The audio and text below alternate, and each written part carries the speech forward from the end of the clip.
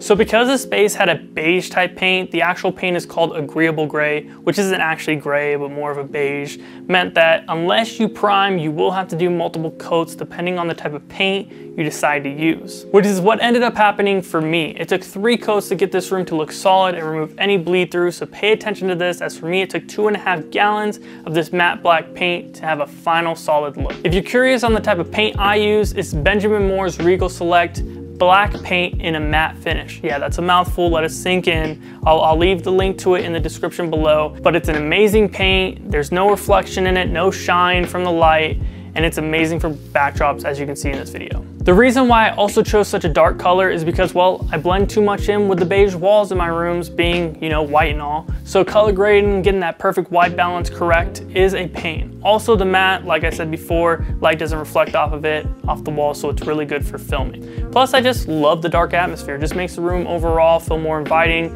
Plus no matter what part of the room I film in, I'll have a nice rich backdrop for, you know, thumbnail photos or anything like that.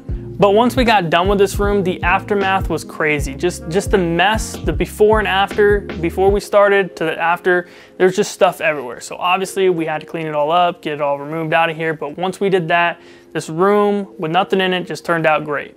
The very last thing that I'm going to be doing or did to this room during this video was change out the ceiling fan LED lights in both of my ceiling fans. They came pre-installed with a 3000 Kelvin light bulb, LED bulb, which I made 5000 Kelvin. Basically all that does is it removes that gross yellow nasty tint light that comes in like standard in all houses and gives you more of that daylight light. So both of my ceiling fan lights are on right now, but you wouldn't even, it just helps fill me in and make me look like basically like outside is coming in, if that makes sense.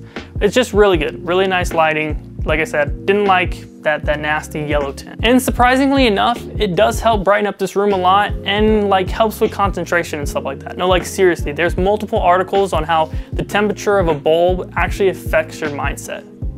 But after all that, it's finally ready. I'm finally ready to actually make my setup, like you can see in the background, complete, which leads me into my next point. There is going to be a series on completing this entire studio, which will come in the next coming weeks or months. However long it takes me to get everything in will be how long it takes me to make this video.